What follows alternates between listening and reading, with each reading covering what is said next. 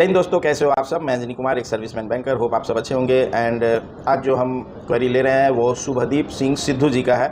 ठीक है, तो अराउंड 1.5 मंथ्स पहले हाउसिंग लोन जो है SBI ने हाउसिंग लोन का लिमिट इंक्रीज़ किया था, एक वीडियो बनाया था। तो उसके बाद से एवरी वीक ही कीप मी रिमाइंडिंग कि sir what about the video on housing loan का वीडियो आप कब ला रहे हो। So let's discuss housing loan के बारे में। हम staff rate housing loan and दूसरा जो लोन होता है वो कमर्शियल रेट हाउसिंग लोन। ठीक है, तो now I will talk about staff rate housing loan में आपको क्या बेनिफिट है।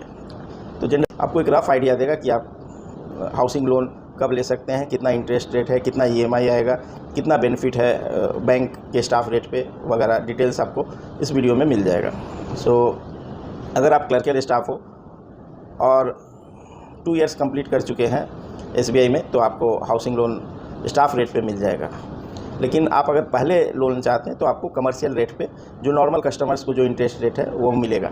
अब नॉर्मल कस्टमर्स का इंटरेस्ट रेट क्या है, इट इज़ एट प्रेजेंट वो 8.5% से लेकर 9% के बीच। It varies from bank to bank. ठीक है, जैसे RBI की monetary policy interest rate up या डाउन करती है, सेम वे आपके लोन के इंटरेस्ट रेट अप डाउन होते हैं। ठीक है, तो आपको एट प्रेजेंट ये 8.5% से लेकर 9% के बीच बैंक टू बैंक ये वेरी कर रहा है। एंड स्टाफ रेट पे अच्छा एक चीज़ और, ये जो इंटरेस्ट रेट होता है जनरली ये कंपाउंड इंटरेस्ट होता है जो आप कमर्शियल रेट पे लेते हो। एंड 1 लाख के लोन पे अराउंड 780-90 रुपीज़ के आसपास 8.5% पे आप देख लेना EMI कैलकुलेटर से। 30 इयर्स का लोन आपको 800 से कुछ कम रुपए में, मीन्स 780 के आसपास आपको आएगा। ठीक है, 1 लाख के ऊपर 780 रुपये लगेंगे। वही चीज़ जब आप स्टाफ रेट पे आ जाते हो, ठीक है, तो ये इंटरेस्ट जो होता है 5.5% होता है अगर 40 लाख के नीचे का लोन है। एंड 40 लाख के ऊपर का लोन अगर है तो 5.95% होता है।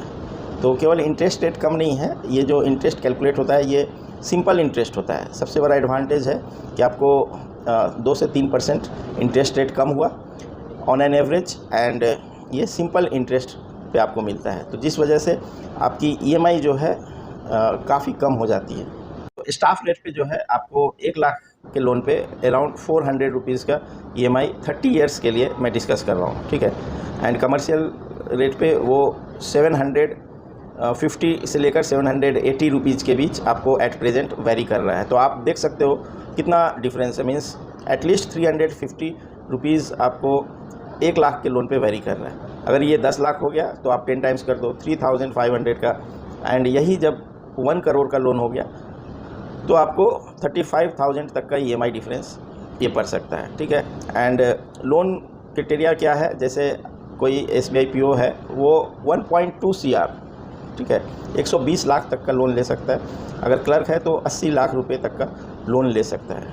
बट क्या नए क्लर्क को 80 लाख 2 साल के बाद लोन मिल जाएगा? तो आंसर इज़ नो। ठीक है, it depends on your salary.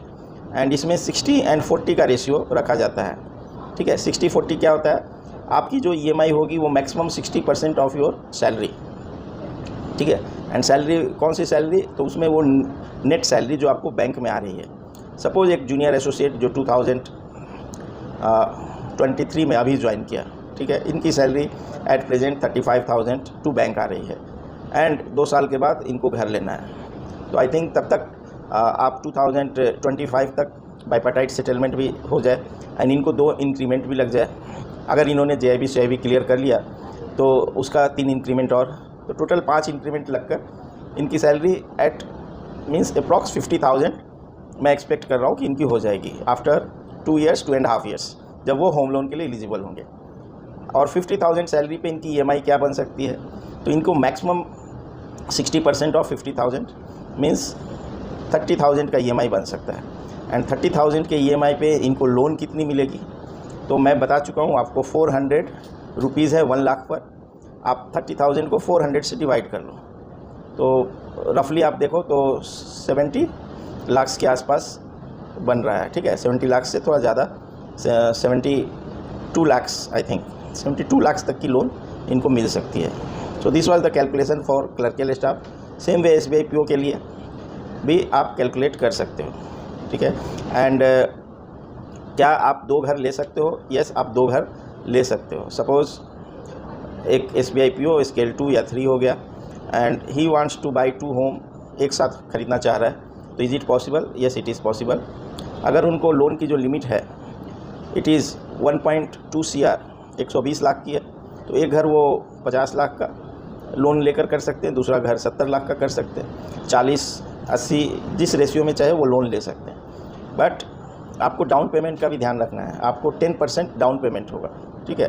तो 10% down payment in the sense, जैसे घर अगर 1 करोड़ की है तो आपको लोन 90 लाख का मिलेगा, 10 लाख आपको ओन कंट्रीब्यूशन होगा। तो ये क्लर्कियल के लिए भी है एंड PO के लिए भी है। सो होप आपको एक रफ़ आइडिया लग गया होगा कि स्टाफ रेट पे क्या बेनिफिट है एंड आप कितने घर ले सकते हो। आप 2 घर ले सकते हो, और मैंने कुछ लोगों को देखा है वो रिटायर होने तक 3-3 घर स्टाफ रेट पे लिए हैं। और एक और एडवांटेज स्टाफ को ये होता है कि आपको एज लिमिट जो है वो अप टू 75 ईयर्स तक का हो जाता है, ठीक है। एक नॉर्मल कस्टमर अगर आप पूछोगे तो 60 ईयर्स तक का एज काउंट होगा। कोई अगर 45 ईयर्स ऑफ एज का है तो केवल उसे 15 ईयर्स का लोन मिलता है एक नॉर्मल कस्टमर को कमर्शियल रेट पे। लेकिन अगर आप बैंक स्टाफ हो तो आपको 75 एज काउंट होगा, एंड अगर आप 45 एज है एट प्रेजेंट तो आपको 30 ईयर्स तक का लोन पॉसिबल है। एंड इसी का एडवांटेज लेते हुए कुछ लोग जो है रिटायरमेंट से पहले फर्स्ट लोन कंप्लीट करके एंड वो थर्ड लोन के लिए अप्लाई कर देते हैं, ठीक है, और तीसरा घर ले लेते हैं। तो आई होप आपको काफ़ी कुछ आइडिया लग गया होगा।